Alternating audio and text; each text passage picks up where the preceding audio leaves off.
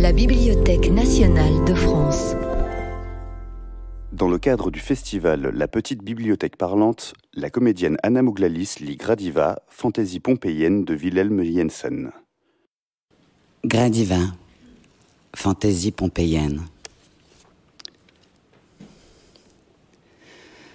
Au cours de la visite de l'une des grandes collections d'antiquités, Norbert Arnold avait découvert un bas-relief qui l'avait vivement intéressé. Il s'était réjoui de pouvoir s'en procurer un remarquable moulage. Depuis plusieurs années, celui-ci était accroché dans son cabinet de travail à une place spécialement choisie pour que l'éclairage soit le meilleur et que la lumière du couchant l'illumine. Cette sculpture représentait le portrait en pied d'une femme encore jeune en train de marcher. Elle ne rappelait en rien les bas-reliefs si nombreux de Vénus, Diane ou d'autres déesses de l'Olympe. Elle était grande et élancée. Sa chevelure légèrement ondulée disparaissait sous les plis d'un fichu. Son visage assez allongé ne cherchait nullement à fasciner. Ce n'était pas par la beauté de ses formes que la jeune femme retenait l'attention, mais bien par quelque chose que l'on ne voit pas souvent dans les statues antiques. Cette grâce naturelle et simple qui, semblait-il, lui insufflait la vie. Sans doute cette impression provenait-elle de l'intention de l'artiste. Elle paraissait grande et svelte, la tête légèrement penchée en avant, sa main gauche relevant un peu la robe extraordinairement plissée qui lui couvrait le corps de la nuque aux chevilles, laissait apparaître des pieds chaussés de sandales. Le gauche était en avant, et le droit, prêt à le rejoindre, touchait à peine le sol de la pointe des orteils, tandis que la plante et le talon se dressaient presque à la verticale. Ce mouvement évoquait l'agilité en même temps que la légèreté de la démarche chez cette jeune femme, et aussi une tranquille confiance en soi. Cette légèreté d'oiseau, associée à la fermeté de l'attitude, lui conférait une grâce toute particulière. D'où venait-elle ? Où allait-elle ? Norbert Arnold, docteur en archéologie et professeur d'université, ne trouvait dans ce bas-relief rien de remarquable sur un plan scientifique. Ce n'était pas un spécimen du grand art de l'Antiquité, mais plutôt une œuvre de genre à la romaine. Il ne s'expliquait pas pourquoi elle avait attiré son attention. Il l'avait appelée Gradiva, c'est-à-dire la femme qui marche en avant. Norbert avait trouvé que ce nom caractérisait de la meilleure façon l'attitude et le mouvement de la jeune fille. Elle devait être la fille d'un noble, en tout cas d'un homme de bonne famille. Le jeune archéologue avait du mal à l'imaginer à Rome, dans cette grande ville bruyante. Au cours d'un voyage en Italie, il avait séjourné plusieurs semaines à Pompéi pour en étudier les ruines. De retour en Allemagne, l'idée lui vint que la jeune femme du bas-relief marchait sur les curieuses pierres plates dégagées des cendres et révélées par les fouilles qui permettaient aux piétons, les jours de pluie, de traverser les rues à pied sec. C'est ainsi qu'il la voyait avancer un pied au-dessus de l'intervalle séparant deux pierres, tandis que l'autre se trouvait sur le point de rejoindre le premier. Alors qu'il contemplait la jeune femme en train de se déplacer, son imagination recréait en réalité la vie autour d'elle et dans le reste de la ville. Ses connaissances du monde antique lui permettaient de faire revivre la longue rue avec les maisons, les temples et portiques, les boutiques des commerçants et artisans. Le Vésuve se dressait vers le ciel, recouvert d'une végétation d'un vert lumineux. Dans la rue, à l'heure de midi, on ne voyait que peu de gens. L'intense chaleur paralysait la cité, si active à d'autres moments. Gradiva passait d'une dalle sur l'autre, faisant fuir un lézard vert et doré. C'est ainsi que les choses revivaient devant les yeux de Norbert Arnold. À force de contempler son visage, ses traits lui paraissaient être de plus en plus, non pas ceux d'une Romaine ou d'une femme de race latine, mais bien ceux d'une Grecque. Peu à peu, ces suppositions devinrent une certitude qu'expliquait amplement l'ancienne colonisation de l'Italie du Sud par les Grecs. La jeune femme avait-elle parlé en langue grecque chez ses parents? Avait-elle été nourrie de culture grecque pendant son enfance et son adolescence? L'expression de son visage laissait incontestablement deviner finesse d'esprit et subtilité. Ces suppositions et ces découvertes ne justifiaient pas le réel intérêt archéologique pour ce petit bas-relief. Norbert savait pertinemment qu'autre chose le poussait à y penser si souvent. L'artiste avait-il créé par fantaisie ou caprice la position verticale du pied de Gradiva? En fait, cette position du pied droit lui semblait exagérée. À chaque imitation du mouvement qu'il avait tenté sur lui-même, le pied restait en arrière, ne prenait pas une verticale aussi prononcée. Une fois, il profita de la présence d'un de ses jeunes amis anatomistes pour lui poser la question, mais celui-ci ne fut pas davantage en mesure de lui fournir une réponse définitive et le problème n'obtint aucune solution. Néanmoins, cette discussion obligea Norbert à se lancer lui-même dans des observations d'après-nature, ce qui l'obligea à se comporter d'une manière qui lui était totalement étrangère. Le sexe féminin n'avait été pour lui qu'un concept tiré du marbre ou du bronze, et il n'avait jamais accordé la moindre attention à ses représentantes contemporaines. Mais son besoin de savoir le jetait dans une telle ferveur scientifique qu'il se consacra tout entier à cette recherche particulière. Petit à petit, à force de s'acharner, il rassembla un certain nombre d'observations qui l'amenèrent à découvrir des différences dans les démarches des femmes. Chez aucune, il ne retrouva la démarche de Gradiva. Cette constatation le combla d'aise. Il ne s'était donc pas trompé en jugeant le bas-relief en archéologue. Peu après, il fit une nuit un affreux cauchemar. Il se trouvait dans l'ancienne Pompéi, précisément le 24 août 79, jour de l'effroyable éruption du Vésuve.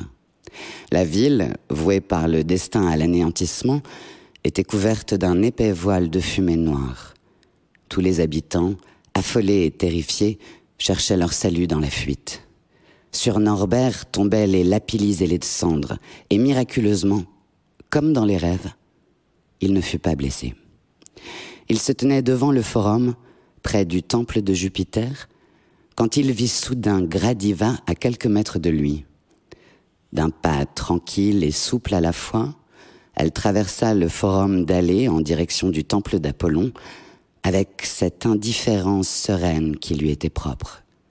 Absorbée par ses pensées, elle paraissait ne rien remarquer de la catastrophe qui s'abattait sur la ville.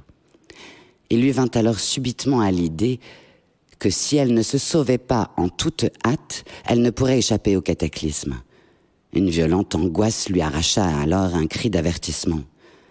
Elle l'entendit, tourna la tête dans la direction de Norbert, si bien que pendant quelques secondes, il vit son visage de face blêmir, perdre ses couleurs et devenir de marbre. Elle s'avança jusqu'au portique du temple, s'assit entre les colonnes sur une marche et y posa lentement la tête. C'est alors que les lapis tombèrent en si grande quantité qu'ils formèrent une sorte de rideau absolument opaque.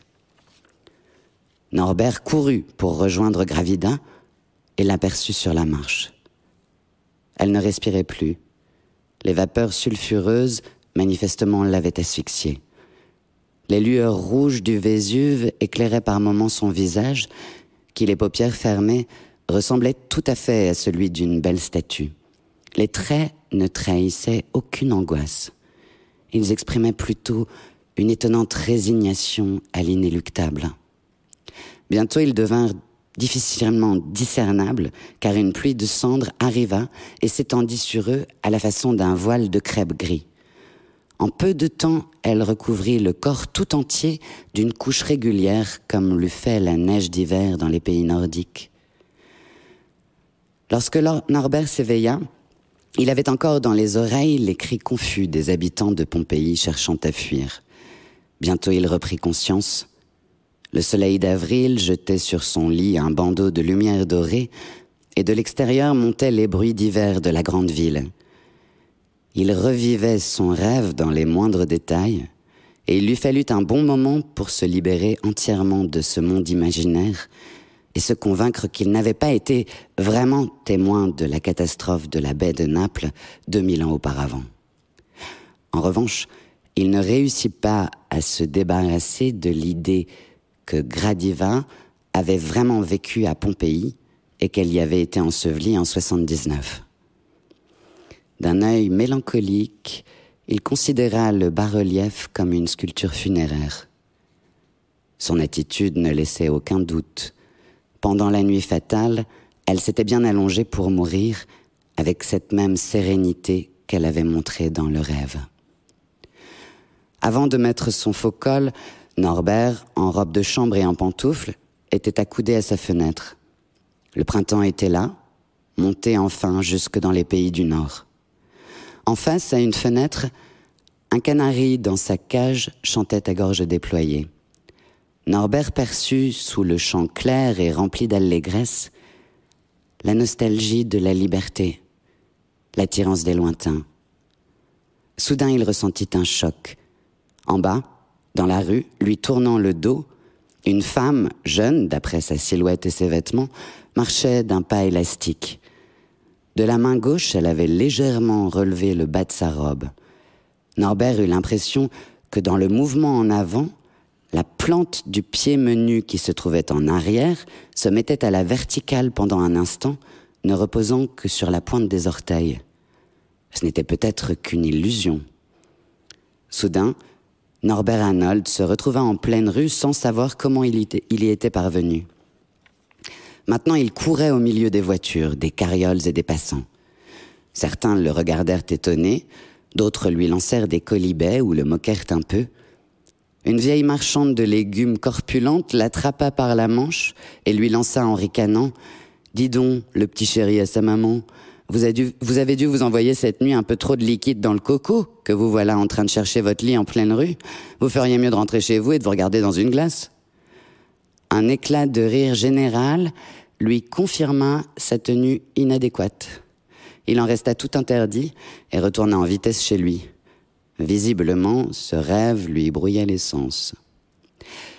Norbert Arnold se trouvait dans une agréable situation matérielle. Il pouvait tout s'offrir, sans avoir de compte à rendre à quiconque. Sa position était bien plus favorable que celle du canari, enfermé sans espoir dans sa cage. Pourtant, le jeune archéologue avait un certain nombre de traits communs avec l'oiseau. Depuis sa naissance, il avait grandi derrière les barreaux imposés par la tradition familiale. Ses parents n'avaient jamais douté que plus tard leur garçon, fils unique d'un professeur de faculté spécialiste de l'Antiquité, perpétuerait l'éclat du nom paternel et même l'augmenterait. Après la mort prématurée de ses parents, son examen de philologie brillamment réussi, il avait accompli l'obligatoire voyage d'études en Italie et y avait admiré une quantité impressionnante de chefs-d'œuvre anciens. Rentré en Allemagne et désireux de mettre toutes ses acquisitions au service de la science, il se trouvait installé entre ses murs, entouré de ses livres et de ses reproductions d'œuvres d'art, sans avoir besoin d'aucune fréquentation. Il avait toujours un prétexte pour prendre congé dès la fin d'un repas, et dans la rue, il ne saluait aucun de ceux avec qui il s'était retrouvé à table. Résultat, il n'était pas très bien considéré, surtout par les jeunes dames, car il lui arrivait de regarder avec indifférence celles avec qui il avait exceptionnellement échangé quelques mots au cours d'une réception. Pourtant, la nature l'avait doté d'une imagination singulièrement vive, qui au fond ne l'aidait pas spécialement à appliquer une méthode de recherche scientifique rigoureuse. Ce don était un nouveau trait de ressemblance avec le canari né en captivité, qui n'avait jamais rien connu d'autre que les barreaux de sa prison. Lui aussi était dans une cage, derrière des barreaux. Aussitôt, il pensa que sa situation était infiniment plus enviable que celle du canari, car il possédait des ailes que rien n'empêcherait de battre lorsqu'il aurait envie de retrouver la liberté. La douceur de l'air printanier, les rayons de soleil, les souffles parfumés qui venaient des lointains, il sentait naître en lui le désir d'un voyage. Projet qu'il eut le temps de réaliser le jour même. Il prépara une petite valise et au début de la soirée, il dit à regret adieu à sa Gradiva, inondée par les derniers rayons de soleil, et prit le rapide de nuit en direction de l'Italie. Pendant tout son voyage en train, Norbert Arnold fut enveloppé de battements d'ailes et de roucoulements comme dans un pigeonnier roulant. Et pour la première fois de sa vie, il se trouva, par le jeu des circonstances, dans l'obligation de voir et d'entendre de plus près les gens autour de lui, sans dérobade possible. Ils étaient tous, d'après leur langue, des compatriotes allemands, mais posséder la même nationalité qu'eux n'éveilla pas en lui la moindre fierté. Il éprouva plutôt un sentiment à peu près contraire, celui d'avoir eu le bon sens, jusque-là, de s'occuper le moins possible des spécimens vivants de l'Homo sapiens. Principalement en ce qui concerne la moitié femelle de l'espèce. Pourquoi les femmes s'étaient choisies ces hommes-là lui demeurait incompréhensible. Encore plus énigmatique restait la question pour laquelle le choix des hommes était tombé sur ces femmes-là. Il réfléchit pendant des heures à l'étrange comportement des humains et arriva à la conclusion que le mariage et les insensés voyages de noces en Italie remportaient la palme de la sottise. Enfin libéré de tous ces jeunes mariés et arrivé à Pompéi, il s'installa à l'hôtel Diomède, peu rempli d'autres humains, mais surabondamment peuplé de la mouche domestique commune, pour laquelle il éprouvait une haine incendiaire et qui le mit de très mauvaise humeur. L'hôtel se situait tout près de l'Ingresso, où les eucalyptus montent la garde à l'entrée des fouilles de Pompéi. Dès le matin, à l'ouverture, il s'engagea sur le chemin vers les ruines. Autour de lui déambulaient en petites unités commandées par le guide de rigueur, des gens avides sans doute de déterrer en secret quelque objet. Norbert savait comment s'en débarrasser rapidement.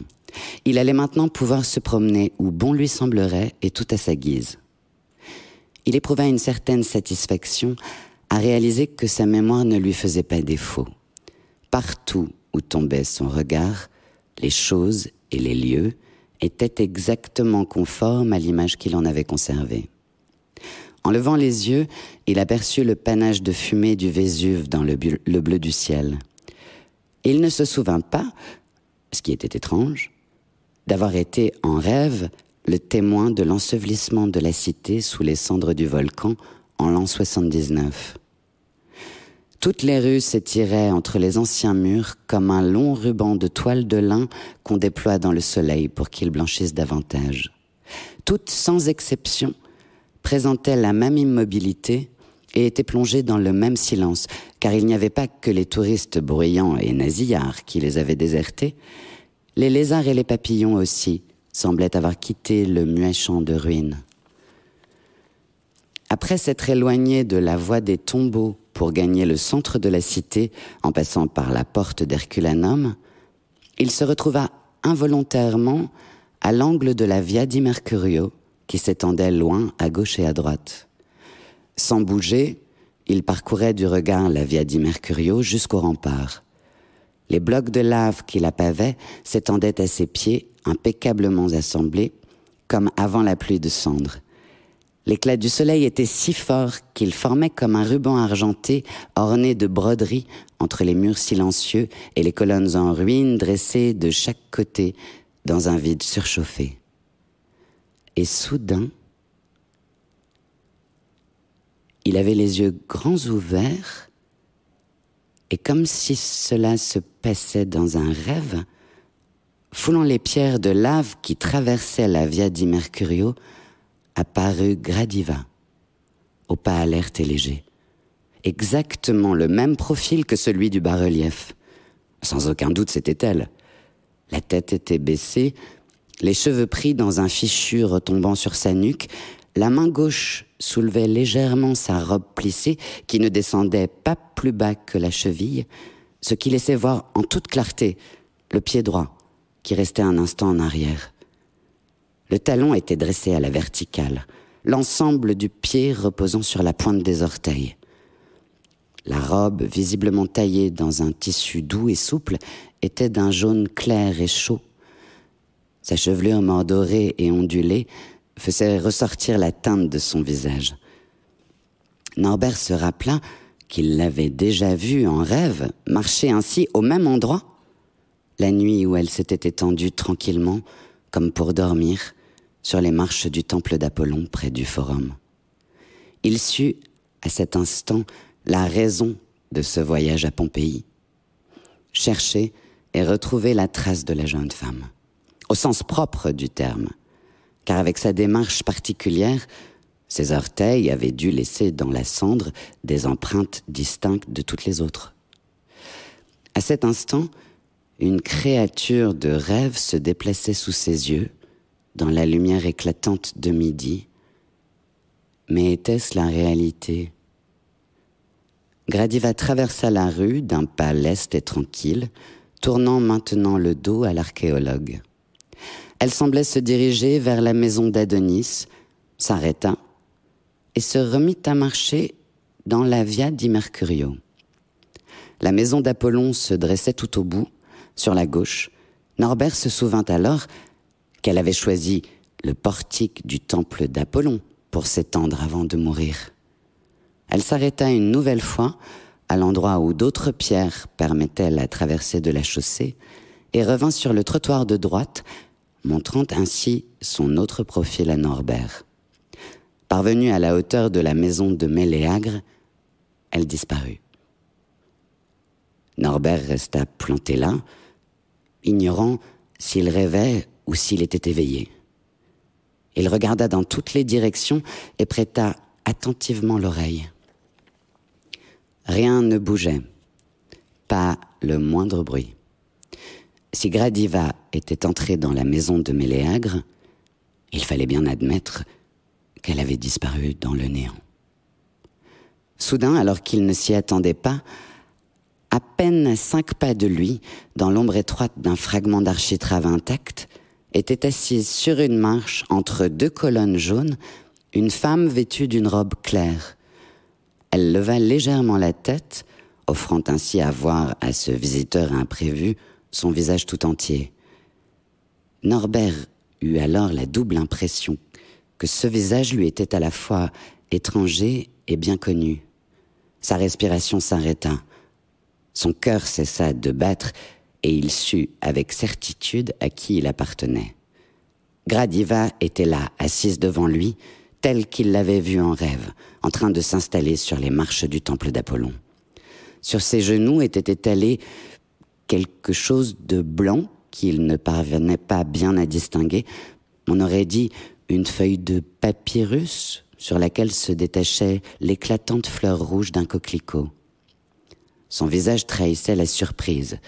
2 yeux clairs, semblables à de brillantes étoiles, le fixaient d'un regard à la fois étonné et interrogateur. De près, sa robe blanche tirait un peu sur le jaune, prenait de la chaleur. Le vêtement avait été taillé dans un fin tissu de laine extrêmement souple. Quant au fichu qui enserrait la tête, il était de la même étoffe. Sur la nuque, les cheveux brillants étaient ramenés avec élégance en un chignon. Sous le joli menton, une petite broche d'or maintenait fermée la robe à hauteur du cou. Il avait porté la main à son panama, l'avait ôté et dit en langue grecque « Es-tu Atalante, fille de Iasos, ou descends-tu de la lignée du poète Méléagre ?» Sans répondre, la jeune femme fixait sur lui son regard intelligent et calme, tandis que 2 pensées venaient à l'esprit de Norbert. Ou bien ce corps apparemment vivant n'était pas doué de parole, ou bien cette femme n'était pas grecque et ne pouvait pas comprendre ce qu'il lui avait demandé. Il risqua une 2e question, mais cette fois en latin. « Ton père était-il un citoyen d'origine latine appartenant à la haute société de Pompéi? Elle ne répondit pas davantage. Seul un léger souffle s'exhala de ses lèvres finement dessinées, comme si elle retenait un rire. Celle qui était assise là, devant lui, muette, telle une statue, était manifestement un fantôme privé de parole. C'est alors que Gradiva ne put réprimer son envie de rire et dit « Si vous voulez me parler, faites-le en allemand. » C'était étrange d'entendre ces mots de la bouche d'une femme de Pompéi, morte depuis 2000 ans. Cette voix possédait le même éclat que ses yeux, plutôt graves, rappelant une cloche qui tinte. Elle vibrait dans la tranquillité de midi au-dessus du tapis de coquelicots. Le jeune archéologue eut conscience qu'il l'avait déjà entendue et exprima à haute voix son sentiment. « J'étais sûre que le son de ta voix était ainsi. » À cette dernière remarque, elle répliqua « Comment pourriez-vous le savoir? Vous n'avez encore jamais eu de conversation avec moi. » Il ne trouva pas le moins du monde insolite de l'entendre parler allemand et répondit aussitôt « Une conversation? Non, mais je t'ai lancé un appel. Lorsque tu étais allongé, je me suis tenue à tes côtés. Ton visage était aussi beau que du marbre.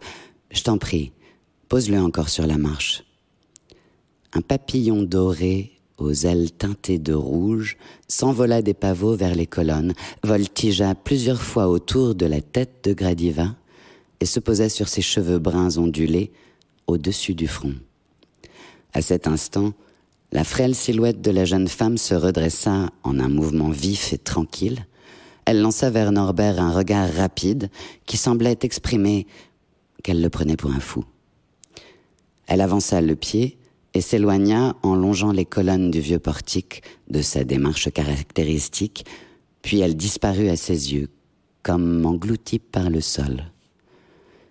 Il se tenait là, le souffle coupé, confusément conscient de ce qu'il venait de voir. Un messager ailé, venu de chez Hadès, avait été envoyé à la morte sous la forme d'un papillon pour lui signifier d'avoir à retourner aux enfers. Quand Gradiva s'était éloigné, Norbert lui avait crié « Reviendras-tu ici demain à midi ?» Elle ne se retourna pas, ne donna aucune réponse et disparut. Norbert Arnold avait marché au hasard, s'était assis sur un bloc de lave et y était resté, caressé par la brise marine. L'air frais ne lui avait été d'aucun secours sur le plan moral, et il rentrait à l'hôtel. Le jeune archéologue se déshabilla sans allumer la lumière et gagna son lit. Quand le soleil du matin l'éveilla, activement secondé par les mouches, il se dit qu'il devait impérativement se trouver à midi sonnant dans la maison de Méléagre. En y entrant, il ne savait pas avec netteté s'il y était venu la veille ou 2000 ans auparavant. Sur ce, son regard découvrit devant lui Gradiva, exactement comme la veille, vêtue de la même façon, assise entre les deux mêmes colonnes jaunes sur la même marche. Sans s'en rendre compte, il dit avec un accent douloureux « Ah, si seulement tu existais, si seulement tu étais encore vivante. » Une voix rompit le silence. « Tu n'as pas envie de t'asseoir, toi aussi, tu as l'air fatigué. » Le cœur de Norbert cessa brusquement de battre. Une vision ne pouvait pas parler. L'œil hagard, il s'appuya à une colonne. Alors la voix reprit. « Tu disais hier m'avoir appelé lorsque je m'étais couché pour dormir et qu'ensuite tu étais resté près de moi. Que mon visage était blanc comme du marbre, je n'arrive pas à m'en souvenir. J'aimerais que tu me donnes des précisions. » Norbert retrouva la parole et répondit « C'était la nuit où tu t'étais assise sur les marches du temple d'Apollon, lorsque la pluie de cendres du Vésuve t'a recouverte. »« Ah oui, c'était il y a longtemps. Oui, bien sûr, cela m'est sorti de l'esprit. Lorsque tu me l'as dit hier, je n'y étais pas préparé. Mais c'est arrivé, il y aura bientôt 2000 ans. Et tu étais déjà en vie. Tu me parais pourtant plus jeune que ça. » Elle parlait d'un ton très sérieux, un léger sourire aux lèvres. Norbert, plongé dans l'embarras, bredouilla. « En fait, non, je ne crois pas que j'étais en vie en l'an 79. C'était sûrement un rêve, mais je t'ai reconnu du premier coup d'œil. » Elle répéta d'un ton surpris. « Tu m'as reconnu, dans ton rêve. Et à quoi ? Tout de suite à ta démarche particulière. Tu marches d'une manière plus gracieuse que les autres femmes, du moins celles qui vivent aujourd'hui. Je t'ai reconnu aussi à ta silhouette, à ton visage, à ta façon de te tenir et de t'habiller. Tout concordait à la perfection avec mon bas-relief de Rome. »« Ah bon ?» répéta-t-elle, sur le même ton, « avec mon bas-relief de Rome ?» Alors il lui expliqua le moulage du bas-relief accroché au mur de son bureau, puis l'idée qui lui était venue que cette image représentait une jeune Pompéienne en train de traverser une rue, marchant sur les dalles, et ce fameux rêve l'avait confirmé dans cette supposition. C'est cela même qui l'avait conduit jusqu'ici. Curieuse, elle reprit « Qu'est-ce qu'il y a dans ma démarche ?»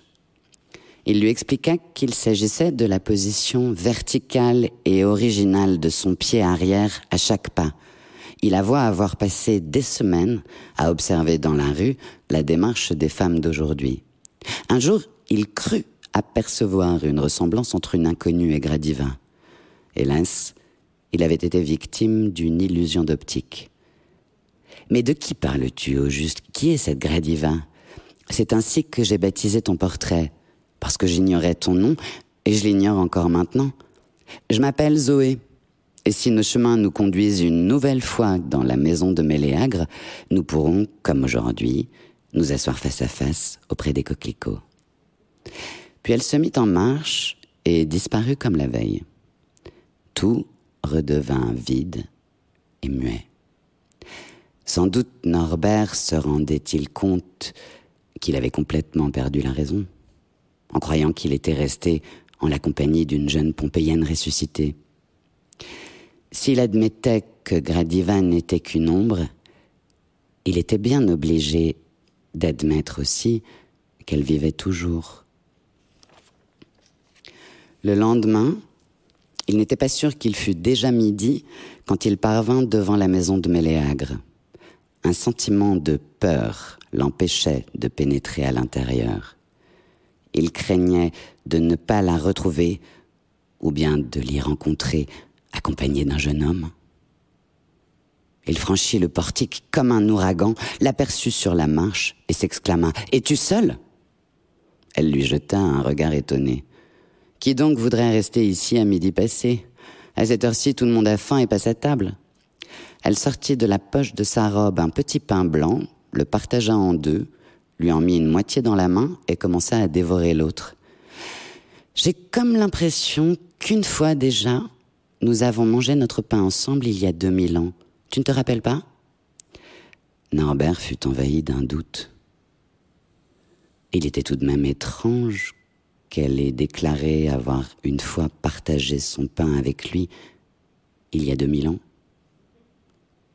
Il n'en avait aucune connaissance, et même dans le rêve, il n'en trouvait aucune trace. Voilà que les mouches domestiques venaient lui bourdonner au ras du nez. Il fallait bien qu'il réponde à sa question, et brusquement il déclara « Est-ce que les mouches t'ont martyrisé au point de te dégoûter de la vie ?»« Les mouches ? Tu ne crois pas que tu en as déjà une dans la tête de mouche ?» Quand soudain le monstre noir vint se poser sur sa main. À cette vue, l'archéologue éleva sa propre main et l'abattit en une claque dénuée de douceur sur la main de sa voisine. Stupeur, jubilation et terreur mêlées. Gradiva possédait une main humaine, une main toute chaude, qui resta un bon moment sous la sienne. Puis la main se retira et elle s'écria « Il n'y a vraiment aucun doute, tu es fou, Norbert Arnold !» Son nom, qu'il n'avait confié à personne à Pompéi, était venu aux lèvres de Gradiva avec tant de facilité qu'il se leva d'un bond terrorisé. Aussi ne s'était-il guère écoulé plus de quelques minutes depuis le départ précipité de Norbert, quand à son tour, elle sortit de la maison de Méléagre. Après un bref arrêt à la porte d'Herculanum, elle s'engagea sur les dalles de lave de l'avenue des Tombeaux, relevant à chaque pas presque à la verticale, la plante du pied qui restait en arrière.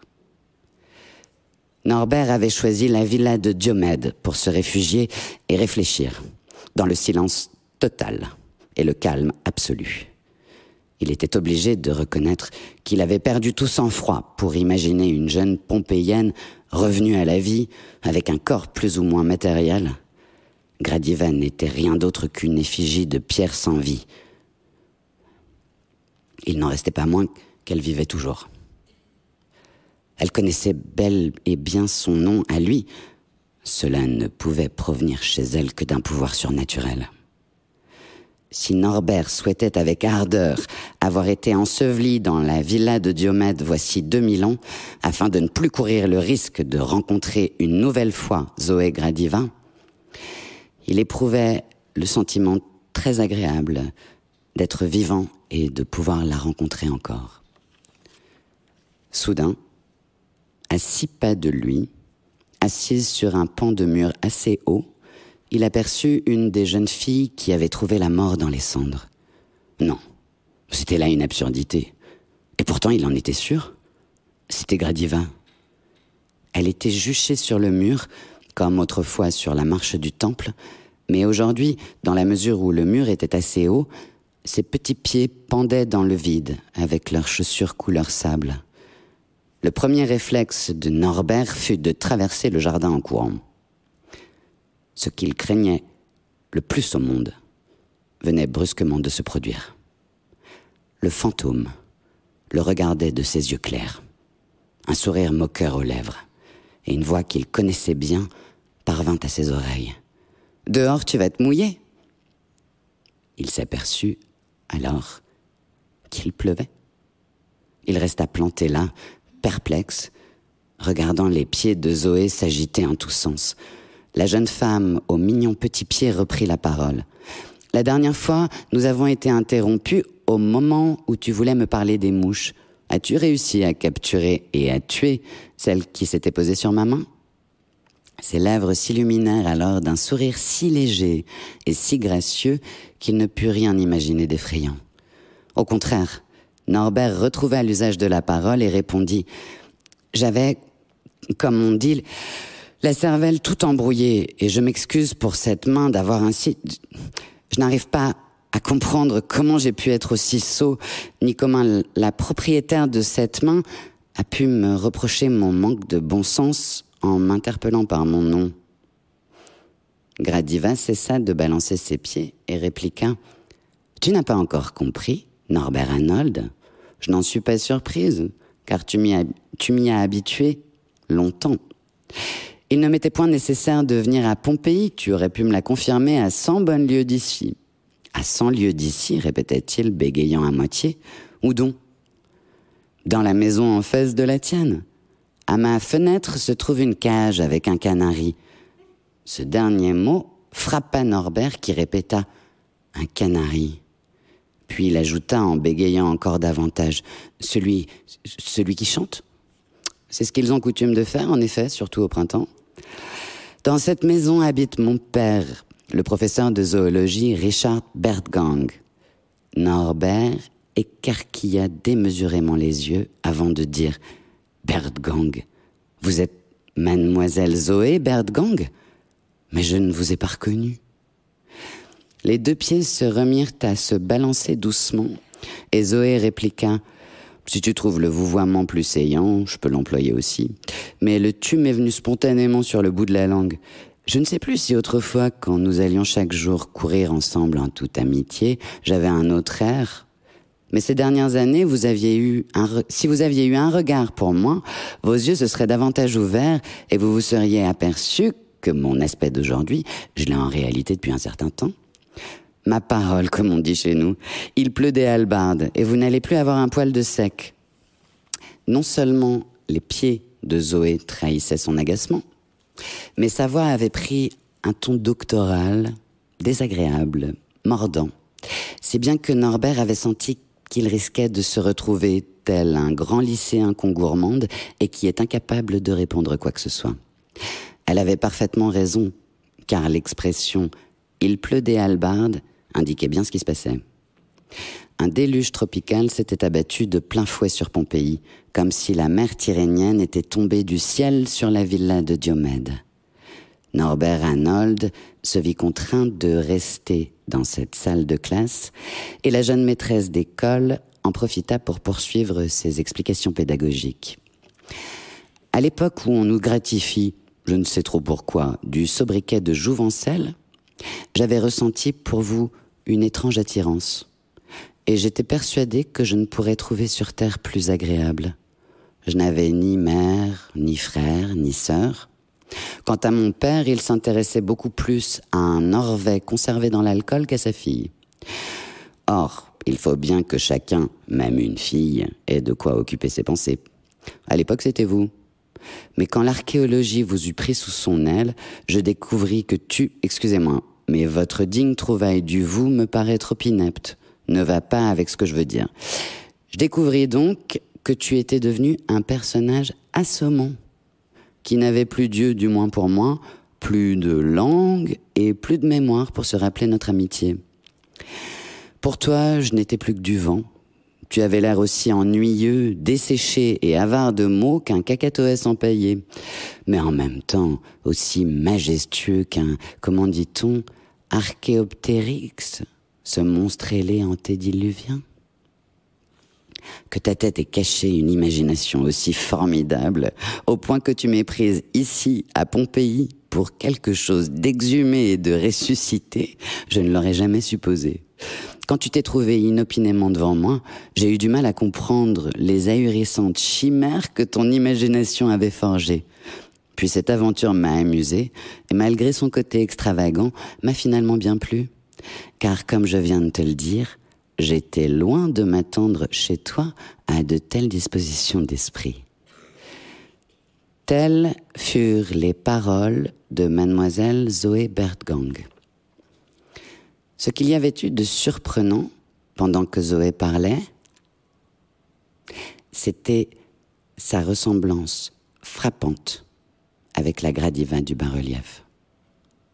Il pouvait bien y avoir eu beaucoup de folie à croire qu'une femme de Pompéi, ensevelie sous les cendres du Vésuve 2000 ans auparavant, se retrouve par moments vivante, marche, parle, dessine et mange du pain. Mais quand la foi rend heureux, ne fait-elle pas accepter aussi une bonne dose de mystère?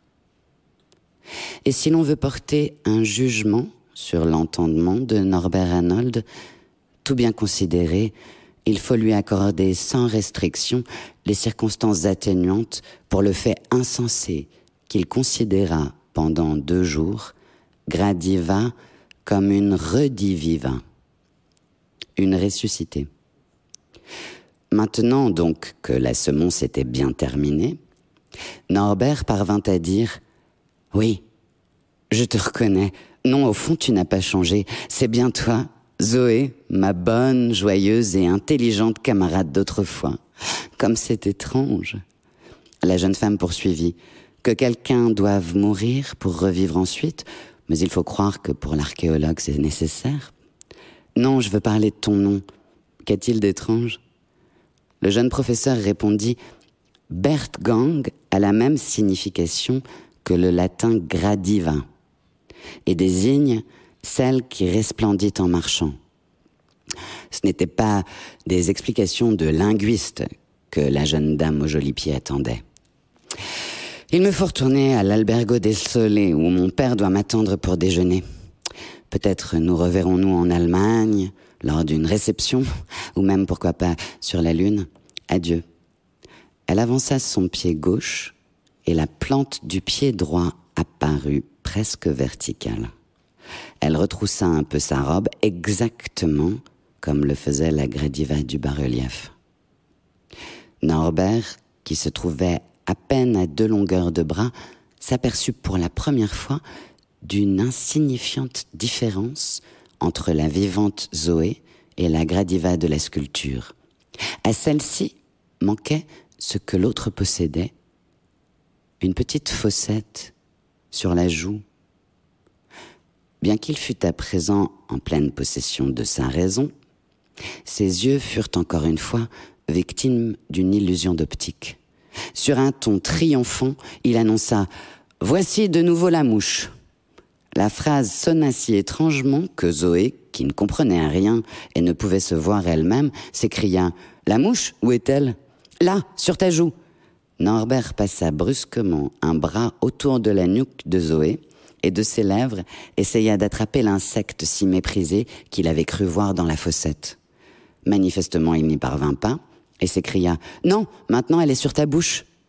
Et avec la rapidité de l'éclair, il tenta une nouvelle fois de s'en saisir de la même façon, avec persévérance. Oh, surprise! La Gradiva vivante ne fit rien pour l'en empêcher, et un charmant sourire éclaira ses lèvres. C'était reconnaître qu'elle était absolument persuadée de la totale guérison de Norbert. « Maintenant, il me faut vraiment partir, sinon mon pauvre père va mourir de faim. » Norbert, inquiet, lui dit en bégayant « Ton père, que va-t-il » Zoé l'interrompit sans manifester le moindre signe d'inquiétude. « Rien, vraisemblablement. Je ne suis pas une pièce indispensable à sa collection zoologique. Si je l'étais, peut-être mon cœur ne se serait pas si sottement attaché à toi. Depuis longtemps, du reste, j'ai fort bien compris qu'une femme sur cette terre n'est bonne qu'à ôter à l'homme tout souci matériel. Presque toujours, c'est moi qui en soulage mon père. Et sur ce point, tu peux être tranquille pour ton avenir. Cependant, s'il arrivait qu'une fois par hasard, et justement cette fois-ci, il est une autre opinion que la mienne, nous pouvons procéder le plus simplement du monde. Tu n'as qu'à aller passer 2 ou 3 jours à Capri, tu y attrapes avec un nœud coulant fait d'un brin d'herbe. Pour savoir comment t'y prendre, tu pourras t'entraîner sur mon petit doigt. Un Lacerta farallionensis que tu lâcheras ici, dans la nature, pour le rattraper sous ses yeux. Après quoi, il n'y aura qu'à laisser mon père choisir entre le lézard et moi. Tu es tellement sûr de m'obtenir que j'en ai presque de la peine pour toi. » Norbert succomba si totalement à son charme extraordinaire qu'il s'écria, emporté par un élan de lyrisme, « Zoé, chère vie et chère présence, nous ferons notre voyage de noces en Italie et nous n'oublierons pas Pompéi. Ce n'est pas aujourd'hui que nous allons nous casser la tête, nous en reparlerons plus tard, après y avoir bien réfléchi tous les deux et en avoir discuté. Pour le moment, je ne me sens pas encore suffisamment vivante pour prendre des décisions d'ordre géographique. » Ils étaient revenus à la porte d'Herculanum, là où de vieilles pierres permettent de traverser la rue. Norbert s'arrêta devant le passage et dit, avec un ton tout à fait particulier, « S'il te plaît, traverse ici. » Un sourire complice passa sur les lèvres de la jeune fille, qui, de la main gauche, retroussa légèrement sa robe. Et sous le regard rêveur de Norbert, Gradiva rediviva Zoé Bertgang gagna l'autre côté de la rue en passant sur les dalles, avec sa façon de marcher paisible et alerte, auréolée des rayons du soleil.